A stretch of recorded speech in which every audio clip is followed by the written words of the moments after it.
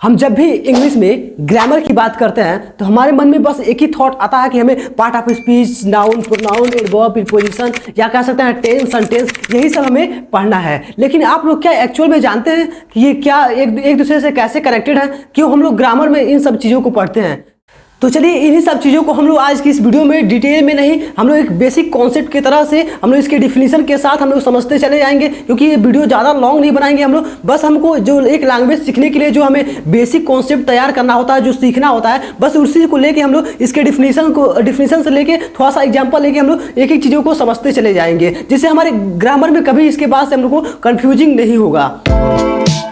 अब सबसे पहले हम लोग जब ग्रामर की बात करते हैं तो हम लोग ग्रामर वर्ड को समझ लेते हैं। ठीक है, ये ग्रामर वर्ड है क्या? ठीक है, ये जो आपका ग्रामर वर्ड है ये आपके लैटिन वर्ड ग्रामेटाइक्स से आया हुआ है। इसका जो एक्चुअल मीनिंग होता है द आर्ट ऑफ लेटर, या कह सकते हैं the art of writing language, ऐसे इसका अर्थ होता है। यानी कि आप लोग समझ सकते हैं कि किसी लैंग्वेज को लिखने की कला, या सुने होंगे कि जो लेटर्स होता है वो लैंग्वेज की एक सबसे छोटी यूनिट होती है, तो इस हिसाब से समझ सकते हैं। तो इस तरीके से हम लोग जो ग्रामेटाइक वर्ड समझा, इसमें हम लोगों ने बस यही समझा अभी तक कि ये जो ग्रामर था वो ग्रामेटाइक वर्ड्स आया, और ये इसका जो मतलब होता है द आर्ट ऑफ लेटर्स या राइटिंग लैंग्वेज, ये हमको होता है। लेकिन इसको अगर देखें तो ये लैंग्वेज को एक क्या करता है, एक रूल्स प्रोवाइड करता है। ठीक है, जिसमें हम लोग क्या करते हैं, एक लैंग्वेज को एकदम सही तरीके से बोल पाते हैं, उसको लिख पाते हैं, उसको समझ पाते हैं। इसी को हम लोग ग्रामर के अंदर हम लोग पढ़ते हैं। अब हम लोग इसके एक्चुअल अगर डिफिनेशन की बात करें कि ये ग्रामर एक्चुअल में होता क्या है, तो हम लोग कह सकते हैं grammar is the set of rules that govern the structure and use of language.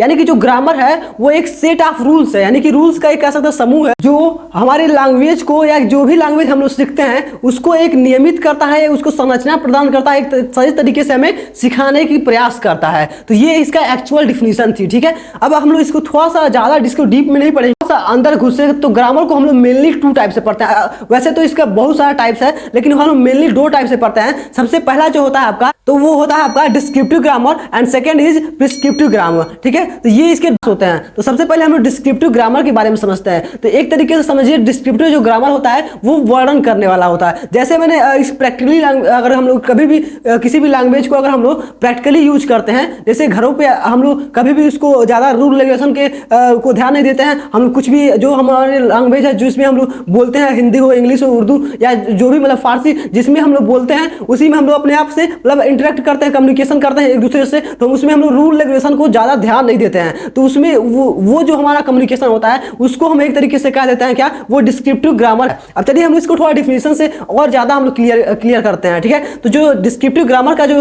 Definition होता है वो आप लोग कह सकते हैं, descriptive grammar is the study of how language is actually used in the real life style. यानी कि जो ये डिस्क्रिप्टिव ग्रामर है वो हमें बताता है कि लैंग्वेज को आखिर में हम लोग यूज कैसे करते हैं। ठीक है, जैसे हम लोग घरों पे अपने लैंग्वेज को एक दूसरे से कम्युनिकेशन करके अपने लैंग्वेज को शेयर करते हैं, तो ये हमें पता चल रहा है कि हम लोग को कम्युनिकेशन कैसे करना, हम लोग लैंग्वेज को शेयर कैसे करना है। तो ये जो है हम लोग बिना रूल रेगुलेशन के जो हम लोग यूज कर लेते हैं वो हमारे डिस्क्रिप्टिव ग्रामर के अंतर्गत आता है। तो इसे एक तरीके से हम लोग कह सकते हैं ये प्रैक्टिकली जो हम लोग लैंग्वेज यूज कर रहे हैं वो हमारे डिस्क्रिप्टिव ग्रामर के अंतर्गत आ जाएगा। इसी तरीके से चलिए हम लोग इसके नीचे चलते हैं। तो इसका जो दूसरा सेकेंड जो टाइप्स हम लोग पढ़ते हैं वो प्रिस्क्रिप्टिव ग्रामर पढ़ते हैं। यानी कि ये तरीके से एक नियमबद्ध जो हम लोग लैंग्वेज को यूज करते हैं, कम्युनिकेशन करते हैं एक दूसरे से लैंग्वेज से, तो वो क्या होता है, वो आपके प्रिस्क्रिप्टिव ग्रामर के अंतर्गत आ जाता है। तो अगर हम लोग इसको भी अगर हम लोग एक तरीके से डिफाइन करें तो हम लोग इसको अच्छी तरीके से डिफाइन कर सकते हैं। Prescriptive grammar is the set of rules that are taught in the school to regulate the use of language। यानी कि जो ये प्रिस्क्रिप्टिव ग्रामर है वो हमारे कॉलेजों में, स्कूलों में पढ़ाया था। जैसे नहीं कि जो भी आप लोग लैंग्वेज पढ़ते हैं, अगर हिंदी पढ़ते हैं तो हिंदी में अगर ग्रामर पढ़ रहे हैं तो ग्रामर में भी आपको भी रूल रेगुलेशन समझाया था कि हिंदी में हिंदी को कैसे एक्चुअल समझा जाए, उसको यूज कैसे करना है, तो उसमें भी पढ़ाया था। व्याकरण के नाम से आता है। इंग्लिश पढ़ रहा है तो ग्रामर है एक पोर्सन जिसमें आप लोग पार्ट ऑफ स्पीच वगैरह पढ़ते हैं, तो उसके बारे में भी हम लोग एक एक तरीके डिटेल में समझते जाएंगे कैसे एक दूसरे से ये सारे कनेक्टेड हैं। ठीक है, तो इस तरीके से जो हम रूल रेगुलेशन के साथ हम लोग एक लैंग्वेज को सीखते हैं वो क्या होता है, आपका एक प्रिस्क्रिप्टिव ग्रामर होता है। तो ये हम लोग 2 मेन टाइप से हम लोग यहाँ पे पढ़ सकते हैं। अब चलिए इसी के तरीके से अब यहाँ पे हम लोग अभी तक जो सीखा कि ये ग्रामर है और ग्रामर के आपके 2 टाइप्स है। ठीक है, अब इस सारे जो ये ग्रामर का खेल है इसमें आप लोग बस एक ही चीज को समझ, ये जो ग्रामर है वो लैंग्वेज को ही रिफर कर रहा है। ठीक है, यानी कि लैंग्वेज को ही अच्छी तरीके से लिखना, पढ़ना, सुनना, ये समझने के लिए ये ग्रामर का हम लोग यूज कर रहे हैं। ठीक है, तो हम लोग इसके लिए एक हम लोग क्यों ना लैंग्वेज को ही समझे। ठीक है, लैंग्वेज एक्चुअल में होता क्या है। ठीक है, तो इसको हम लैंग्वेज को समझते हैं। तो लैंग्वेज क्या है, जो भी हम लोग अपने मनोभाव को, भावों को, आइडियाज, विचारों को हम लोग एक दूसरे से कम्युनिकेट करने के लिए जो यूज करते हैं, वही हमारा क्या है, एक लैंग्वेज है। यानी कि हम आपसे बातें कर रहे हैं, आपको समझा रहे हैं ग्रामर के बारे में, तो मैं हिंदी में आपसे बातें कर रहा हूँ, कुछ कुछ इंग्लिश टर्म भी यूज कर रहा हूँ। तो इस तरीके से ये क्या है, ये हम लोग का कम्युनिकेट करने का एक हम लोग का लैंग्वेज है, ठीक है। तो इसी तरीके से अगर हम लोग इसके बारे में बात करें लैंग्वेज, तो लैंग्वेज यानी कि उसको हम लोग कहते हैं भाषा, ठीक है। तो अगर हम इसको डिफाइन करें तो क्या होता है, तो हम लोग अगर लैंग्वेज यानी कि भाषा को डिफाइन करें तो हम लोग का इसका एक्चुअल डिफिनेशन क्या होता है, the system of sounds and writing that human beings to express their thought, ideas and feelings. यानी कि इसका जो एक्चुअल मतलब हुआ कि जो मानव जाति है वो अपने भावों को, मनोभावों को, विचारों को व्यक्त करने के लिए, एक दूसरे से कम्युनिकेट करने के लिए जो वो लिखा या जो साउंड को यूज किया, उसे ही हम लोग क्या बोलते हैं, लैंग्वेज बोलते हैं। तो इस तरीके से आप लोग समझ सकते हैं। अब हम लोग एक लैंग्वेज के बारे में तो हम लोग समझ लिया कि ये क्या है, ग्रामर, और ग्रामर के अंदर हम लोग लैंग्वेज को ही रूल रेगुलेशन के तहत हम लोग पढ़ते हैं, ठीक है। लेकिन अब हम लोग इसके अंदर और चलें तो हमको क्या मिलता है, एक लैंग्वेज को यूज करने के लिए आप लोग क्या यूज करते हैं। तो सबसे पहले आपको पता होगा कि हम लोग किसी भी अगर लैंग्वेज को हम लोग एक दूसरे से कम्युनिकेट करता है किसी लैंग्वेज में, तो हम लोग को क्या जरूरत होता है, तो हमको एक मीनिंगफुल सेंटेंस की रिक्वायरमेंट होती है, जिसको हम लोग क्या करते हैं, एक दूसरे से कम्युनिकेट कर पाते हैं। तो इसके लिए हमें मीनिंगफुल एक सेंटेंस, यहाँ पे क्या वर्ड आया, एक मीनिंगफुल सेंटेंस की रिक्वायरमेंट होती है। लेकिन अगर बात करें एक सेंटेंस कैसे आया, तो कहेंगे आप लोग ये वर्ड से मिलकर बना, यानी कि जो ये सेंटेंस है ये हमारे वर्ड से मिलकर बन गया, ठीक है। अब ये वर्ड क्या हो गया, तो ये वर्ड भी क्या है, हमारे एक लेटर से मिलकर बना हुआ है, ठीक है। तो यानी कि लेटर से मिलकर वर्ड बन गया, वर्ड से मिलकर क्या बन गया, सेंटेंस बन गया। तो ये था ओवरऑल पूरा एक कनेक्शन इनका, ठीक है। यानी कि हम लोग ग्रामर में पढ़े लैंग्वेज को, लैंग्वेज में हम लोग लैंग्वेज को यूज करने के लिए हम लोग एक मीनिंगफुल सेंटेंस का यूज किए, और सेंटेंस में क्या हुआ, हमारा वर्ड आ गया, वर्ड से हम लोग लेटर से, मतलब जो वर्ड है वो लेटर से मिलकर बना हुआ। तो एक तरीके से सारा हम लोगों ने ग्रामर को समझ लिया कि एक्चुअल में ग्रामर से कैसे रिलेट करते हैं, सेंटेंस कहाँ से आ गया, आपका वर्ड, लेटर्स, ऐसे हमने समझा। लेकिन अभी इसमें सारे बाकी हैं जो मेन हम लोग को पढ़ना है। एक्चुअल में ये नहीं पता चला कि जो ये पार्ट ऑफ स्पीच थे, क्लास थे, फ्रेज थे, ये सब हमारे आए कहाँ से, ठीक है, इनका क्या कनेक्शन है इसमें। अब इन सब चीजों को समझने के लिए हमें थोड़ा सा पास्ट में जाना पड़ेगा, यानी कि एक स्टोरी की टाइप का हम लोग को पास्ट को अपने समझना पड़ेगा।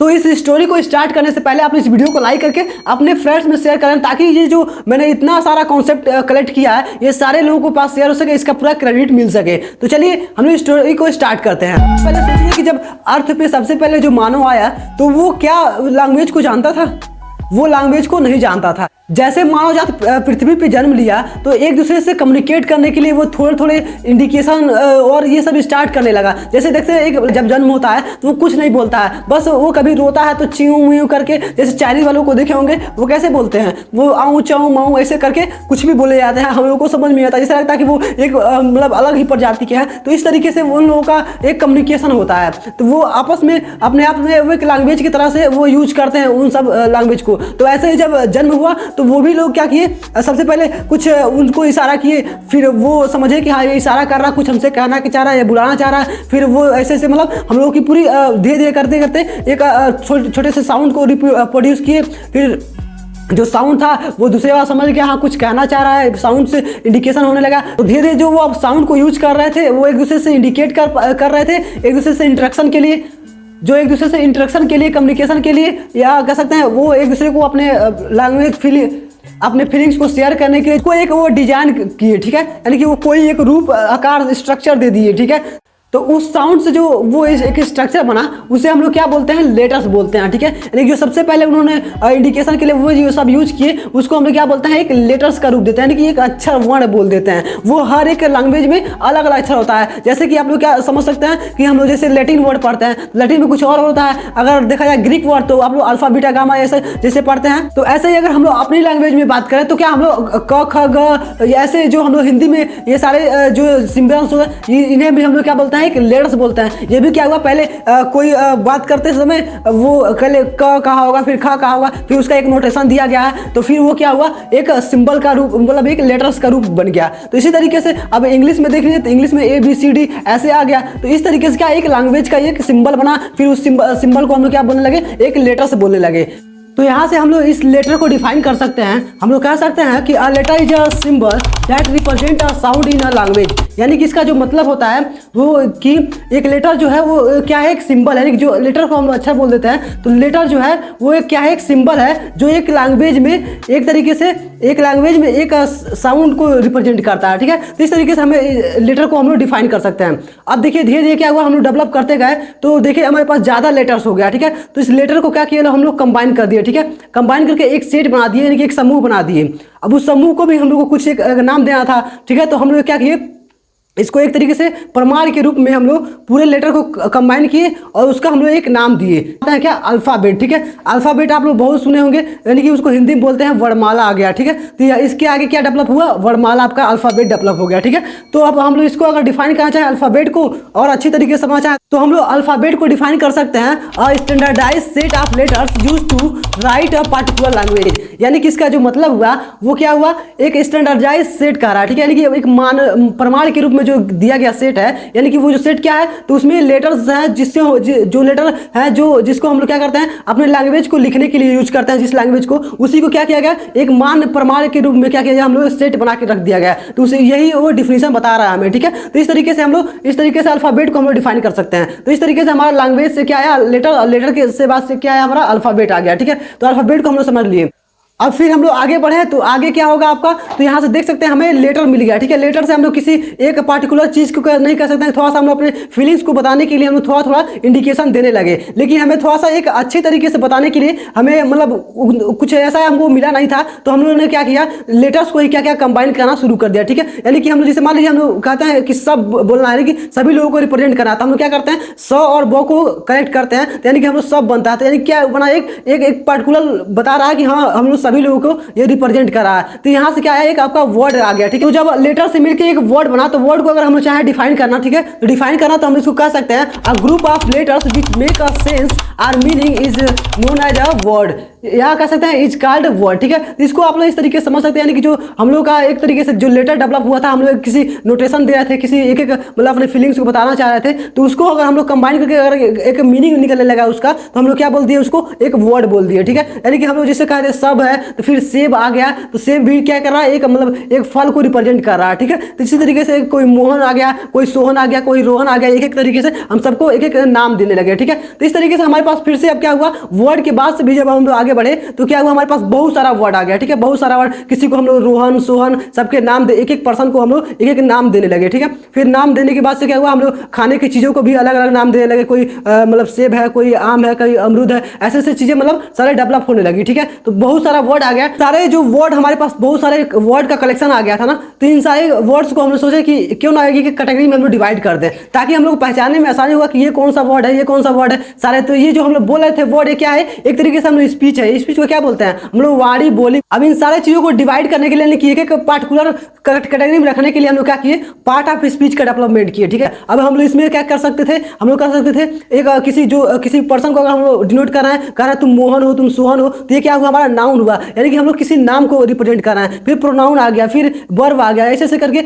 सारे चीज डेवलप होने लगी। ठीक है, तो इस तरीके से हम लोगों ने पार्ट ऑफ स्पीच के अंदर घुस गए। ठीक है, ये पार्ट ऑफ स्पीच का किया, हम लोग वर्ड को पूरा कलेक्ट करके हम लोग एक पार्ट ऑफ स्पीच बना दिया। ठीक है, अब तो हम लोग पार्ट ऑफ स्पीच को डिफाइन कर सकते हैं, इसको हम लोग और अच्छे तरीके से बता सकते हैं। कैसे, तो हम लोग कह सकते हैं इसे a part of speech is a grammatically category that classify words according to their function, यानी कि जो वर्ड्स हैं वो उनके फंक्शन के अकॉर्डिंग, यानी कि उनके जो कार्य वो कर रहे हैं, जिस हिसाब से वो डिनोट कर रहे हैं, हमें नाम है, नाम हो गया, फिर आपके जो उसमें वर्ब आ गए, इन सबों को मतलब कैटेगरी जैसे वो उनके कार्य करने की कैटेगरी के हिसाब से हम लोगों ने उसमें बांट दिया, noun pronoun adjective verb adverb ऐसे प्रीपोजिशन सब हम लोगों ने एक तरीके से सबको अलग अलग डिवाइड कर दिया। ठीक है, तो यही हम लोग को ये इसका डिफिनेशन बता रहा था। ये सारी चीज़ों को आप लोग नोट करते चलिएगा। हम लोग तो यदि हम लोग पार्ट ऑफ स्पीच को स्पेसिफिक तरीके से देखें तो हम लोग 8 टाइप से डिवाइड किए हैं। ठीक है, अब हम लोग इसे 8 टाइप से पढ़ते हैं। तो ये जो 8 टाइप्स हैं आपके पार्ट ऑफ स्पीच के, इसको हम लोग यहाँ पर डिटेल में तो पढ़ने वाले नहीं है, क्योंकि वो उसके लिए हमको एक स्पेशली एक वीडियो चाहिए जिसमें हम लोग पूरा एक डिटेल में सारी चीज़ों को बात करें।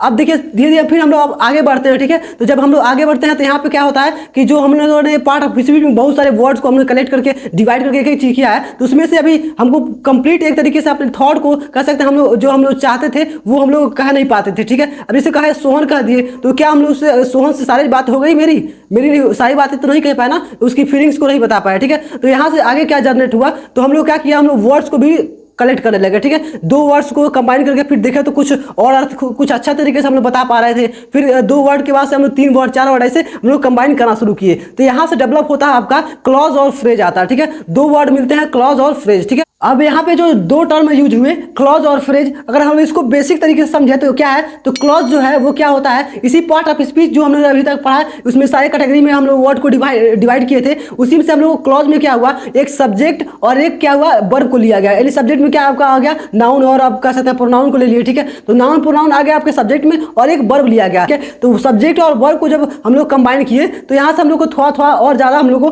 थॉट हम लोग किसी के बारे में बता पाए थे। जैसे मान लीजिए वह खाता, ठीक है, ऐसे कह दिए तो वह खाता एक वह सब्जेक्ट हो गया और खाता यानी कि मतलब वो खा रहा है, ठीक है। तो यहाँ से क्या हुआ, हम लोग एक समझ पा रहे हैं कि हाँ वो खाना खा रहा है, ठीक है। यहाँ से अगर इतना हम लोग कहते हैं तो एक मतलब हम लोग को एक तरीके से आइडिया मिल रही है कि हाँ वो खाना खा रहा है। तो इस तरीके से हमारा क्लॉज आ गया। अगर हम इसको डिफाइन करना चाहें तो अगर डिफिनेशन से समझना चाहें तो हम लोग कह सकते हैं कि a clause is a group of word that contain a subject and verb to express a complete thought. यानी कि एक विचार को हम लोगों को, जैसे हमने बताया कि वो खाता है, तो यहाँ से हम लोग क्यों बताया वो खाता, लेकिन एक तरीके से हम लोग सोच पा रहे हैं कि हाँ वो सारा चीज हम लोग वो खाना खा रहा है, तो वही बताया जा रहा है, ठीक है। तो इस तरीके से हम लोग सोच पा रहे हैं। तो यानी कि ये जो क्लॉज है वो ग्रुप ऑफ वर्ड्स ही है जो हम लोग एक सब्जेक्ट और एक कह सकते हैं वर्ब को कंटेन कर रहा है, और ये हमें हमारे विचारों को क्या कर रहा है, एक तरीके से पूरा तरीके से बता दे रहा है, ठीक है। तो इस तरीके से ये क्लॉज है। अब जो हमारा सेकेंड वर्ड आया यानी कि फ्रेज, अब फ्रेज को समझते हैं। तो फ्रेज क्या है समझ सकते हैं, जब हम लोगों ने क्लॉज में हम लोगों ने वर्ब और एक सब्जेक्ट को हमने ले लिया था, तो इसमें क्या होता है, इस सब्जेक्ट और वर्ब को छोड़ के जितने भी पार्ट ऑफ स्पीच में हम लोगों ने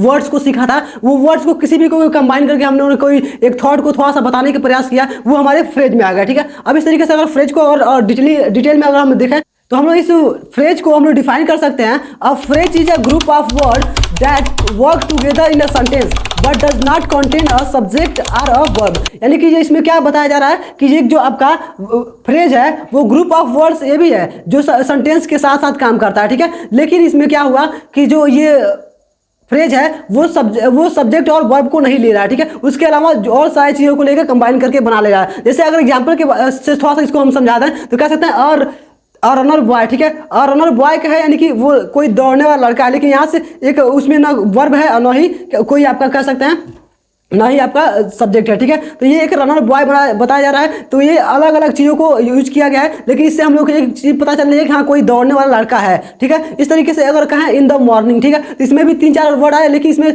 ना सब्जेक्ट है ना वर्ब है, ठीक है। लेकिन ये भी हम लोग बता रहा है कि सुबह की बात हो रही है, सुबह में कोई काम हो रहा है, ठीक है। तो इस तरीके से हमारा एक फ्रेज आ गया, ठीक है। फ्रेज का डेवलपमेंट हो गया। अब हम लोग मेन, अब ये तो हमारा था क्या, ये एक वर्ड से मिलकर ये 2 चीज़ें हमारे डेवलप हुई थी, ठीक है। एक क्लॉज और फ्रेज, ये दोनों अलग अलग, लेकिन इन दोनों से क्या हुआ, हम लोगों को कंप्लीट थॉट बता नहीं पा रहे थे, लेकिन हाँ ये था कि वहां तक पहुंच जा रहे थे, ठीक है। इतना चीज था क्लॉज और फ्रेज से। तब हम लोग ये सोचे कि क्यों ना हम लोग और पूरे सारी चीजों को कंबाइन करके हम लोग देखें तो एक तरीके से पूरा हम लोग अपने फीलिंग को उसको शेयर कर पाए, ठीक है। अब हम लोगों ने यहाँ पे क्या हुआ, हम लोग अपने सेंटेंस को डेवलप कर लिया, ठीक है। अब सेंटेंस से क्या हुआ, हमारी सारी प्रॉब्लम सॉल्व हो गई। यहाँ से हम लोग कर सकते हैं क्या, हम लोग अगर एक सेंटेंस कोई बोल दिए तो जो हमारे सामने वाला एक सेकंड पर्सन है वो सीधे हम लोग के सारी चीज़ों को समझ सकता है, हाँ कि मतलब वो ये बात कहना चाह रहा है, ठीक है। तो यहाँ से हम लोगों ने पूरे थॉट को यहाँ से कर लिया। अब हम लोग इसमें क्या हुआ, हम लोग पार्ट ऑफ स्पीच से सारे जितने भी पार्ट ऑफ स्पीच में जो है उसमें से जितने हम लोग को आवश्यक थे, जितने भी मतलब यूजफुल थे, उनको हम लोग कलेक्ट करके हम लोगों ने एक सेंटेंस में फेंक दिया, उसको बना लिया, ठीक है। तो हम लोगों ने कह दिया किसी तो वो पूरा समझ लिया।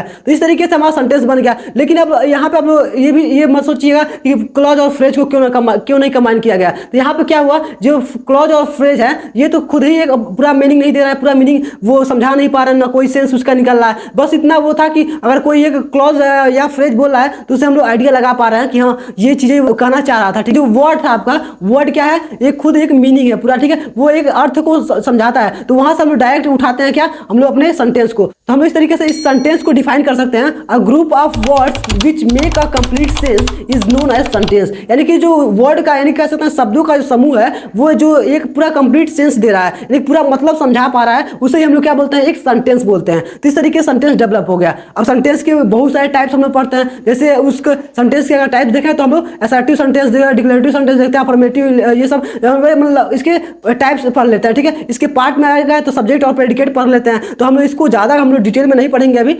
अगर इन सारे टॉपिक्स को अगर डिटेल में पढ़ना चाहते हैं तो आप लोग कमेंट करेंगे, उसके अनुसार हम लोग वीडियो प्रोवाइड करेंगे आपको, और सारी चीज़ों को इसी तरीके से डिटेल में पूरा हम लोग समझाने का पूरा ट्राई करेंगे। ठीक है, तो अब हम लोग यहाँ तक सेंटेंस तक पहुँच गया। ठीक है, अब हम लोग यहाँ तक देख रहे हैं कि हम लोगों ने सेंटेंस एक तरीके से क्या है, तो हम लोग लास्ट है। ठीक है, लास्ट हम लोग सेंटेंस के बाद हम लोग ग्रामर में वैसे कुछ बचता नहीं है। ठीक है, सेंटेंस के अंदर सारी चीज़ें हम लोग पढ़ते हैं। सेंटेंस को इंप्रूव करने के लिए कुछ पढ़ेंगे, कुछ सेंटेंस को और ज़्यादा डेकोरेटिव बनाने के लिए हम लोग पढ़। लेकिन अब बात करेंगे, आप लोग कहेंगे कि एक चीज़ हम लोगों ने अभी मिस कर दिया, क्या, हम लोग टेंस नहीं पढ़े। ठीक है, अब हम लोग सारा ग्रामर पढ़ लिया, लेकिन हम लोग टेंस को समझे नहीं, टेंस का इसमें कॉम्बिनेशन क्या है। तो देखिए, जो टेंस आपका है, वो टेंस क्या है, डायरेक्टली आपके वर्ब से कंबाइन करता है। ठीक है, वर्ब के साथ मिलके एक तरीके से वो और ज़्यादा उसको सेंटेंस को इंप्रूव करता है, उसके बारे में और ज़्यादा वो डिटेल देता है। ठीक है, तो अगर हम लोग इसको और डीपली समझना चाहें तो टेंस का चलिए हम लोग डिफिनेशन ही देख लेते हैं, उसको परिभाषित करके हम लोग अच्छी तरीके से समझ लेते हैं। ठीक है, तो हम लोग कह सकते हैं जो ये टेंस है, टेंस का अगर हम लोग डिफिनेशन देना चाहें तो कह सकते हैं, tense is a grammatically concept that refers to the time at which an action or event took place. ठीक है, इसे हम लोग डिफिनेशन को समझ सकते हैं कि जो काल यानी कि टेंस है, तो टेंस एक व्याकरणिक अवधारणा है जो उस समय को संदर्भित करता है कि जब कोई घटना या क्रिया घटित हुई है। ठीक है, एक तरीके से कहें तो ये वर्ब से डायरेक्ट कनेक्शन लेता है। ठीक है, और उससे मिलके बता देता है कि हाँ ये घटना कब घटित हुई है, यानी कब इसमें मतलब कोई भी काम कब हुआ था। ठीक है, तो यही चीज हमारा टेंस बताता है। और हम लोग टेंस को भी देखें तो टेंस को भी हम लोग बहुत ज़्यादा डिटेल में पढ़ते हैं। ठीक है, तो टेंस क्या है हमारा, टेंस भी 3 टाइप से हो जाता है। ठीक है, 3 टाइप, प्रेजेंट, पास्ट, फ्यूचर जो आप लोग पढ़ते हैं, इसको हम लोग पढ़ते हैं तो बहुत ज़्यादा ब्रॉड हो जाता है ये पूरा। ठीक है, इसको हम डिटेल में अगर पढ़ना चाहें तो इसके लिए हम लोग एक पार्टिकुलर वीडियो की रिक्वायरमेंट होगी। तो अभी तक हम लोगों ने क्या किया, पूरे ग्रामर के जितने भी इसमें यूज होने वाले जितने भी हमारे टॉपिक थे, वो सारे हम लोग टॉपिक का रिलेशन समझा। ठीक है, अब ऐसे देखिए यहाँ पे हम लोग क्या समझा, जो हमारा ग्रामर था, ग्रामर के हम लोग अंदर क्या गए, हम लोग लैंग्वेज को देखे। ठीक है, लैंग्वेज ही क्या है, जो ग्रामर है लैंग्वेज को ही क्या कर रहा है, इंप्रूव करने के लिए हम लोग ग्रामर को पढ़ते हैं। ठीक है, लैंग्वेज हम लोग किसी दिखे, लैंग्वेज को अच्छी तरीके से बोलने, लिखने, पढ़ने के लिए हम लोग ग्रामर का यूज किया। ठीक है, अब लैंग्वेज क्या है, लैंग्वेज को बोलने के लिए हम लोग सेंटेंस का यूज किया। ठीक है, अब सेंटेंस आ गया, अब सेंटेंस के बाद क्या आया, हम सेंटेंस को बनाने के लिए हम लोग वर्ड का यूज किया, वर्ड लेटर आ गया। तो ये इसका मेन कॉम्बिनेशन था। उसके अंदर आपके पार्ट ऑफ स्पीच को मैंने समझा दिया कि पार्ट ऑफ स्पीच कैसे आया। ठीक है, फिर उसके बाद से आपका क्लॉज फ्रेज कैसे आया। ठीक है, ये भी मैंने बताया। फिर उसके बाद से आप लोग इसके नीचे देखे हम लोगों का टेंस का कैसे उसके में रिलेशन है। तो इस तरीके से पूरे ग्रामर का ये रिलेशन बना, और इसके हम लोग सारे डिफिनेशन देखे। जो डिफिनेशन आपको बताया गया वो एक प्रोफेशनल डिफिनेशन है, जो हर जगह एकदम वेल डिफाइंड है। ठीक है, तो यहाँ तक ग्रामर को बेसिक तरीके से पूरा डिटेल में समझ लिया। हम वीडियो को ज़्यादा लॉन्ग नहीं करेंगे, इस वीडियो को यहीं पे हम लोग अब एंड करेंगे। इस वीडियो को लाइक करके अपने फ्रेंड्स में शेयर जरूर कर दिएगा। चलिए, thanks for watching my video last. जय हिंद।